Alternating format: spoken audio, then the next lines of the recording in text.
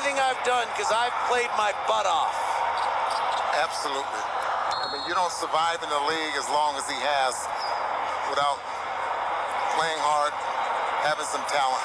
He's 35 years old. Yep. And so I think he deserves to be traded and be traded to a team that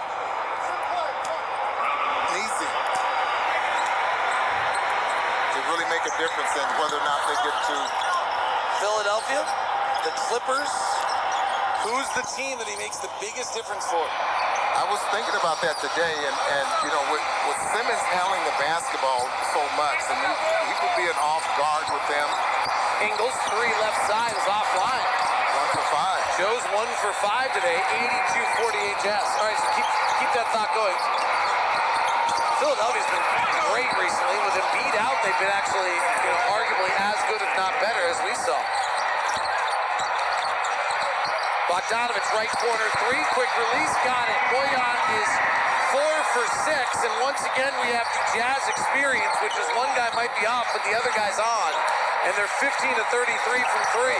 Joza drives, fakes a behind-the-back pass, nobody's there, and then throws into the corner where nobody is as well. Jordan Clarkson checks in, Bogdanovich checks out.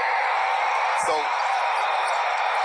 rumors is that the Clippers are interested there as well. So it means Patrick Beverley would go to the bench.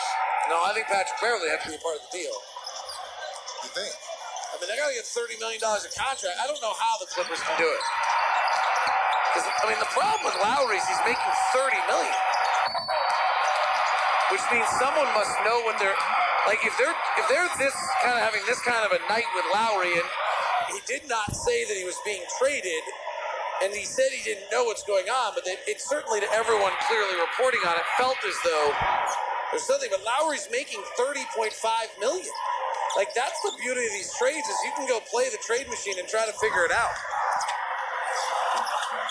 The Clippers, to put it together, Patrick Beverley at 13, and probably Marcus Morris Sr. at 14, but then they got to give away picks, but they don't have any picks because they gave them all to Oklahoma City for Paul George. So I don't think the Clippers can do it. I think it's got to be Philadelphia, or it's got to be, I don't know. Unless they're going to buy him out. And then who knows? Then he ends up on the Lakers. Clarkson retreats out. He's having a tough night. 1 on the shot clock. Takes the deep 3. Got it. No time on the clock. It's kind of what he needed, I think. Couldn't think about it. 1 for 8. And that is his first bucket of the night. 88-52 Utah. 76ers, if they're going to do it, Ron, have to put like Danny Green, Mike Scott, and a bunch of picks together. And probably Tony Bradley.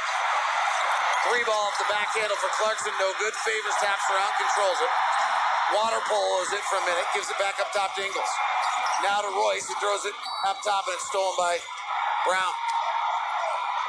88-52 is the score for Utah.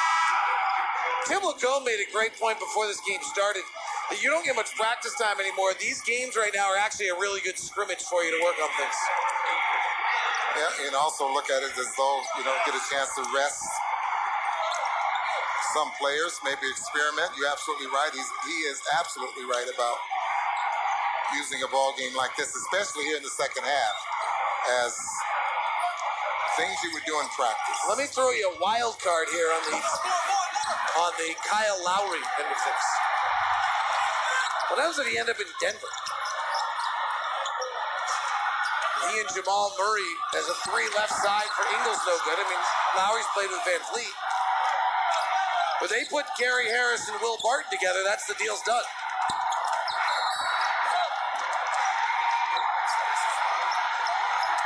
What happens if Denver ends up with Aaron Gordon, Ron? I thought Aaron Gordon might be going to Boston. Is the talk, but I think Denver's a sleepy team in here because that's how I took it. Who you got? 88-52, Jazz lead it. Claxton will go to the free throw line for 2 after a foul on George Niang.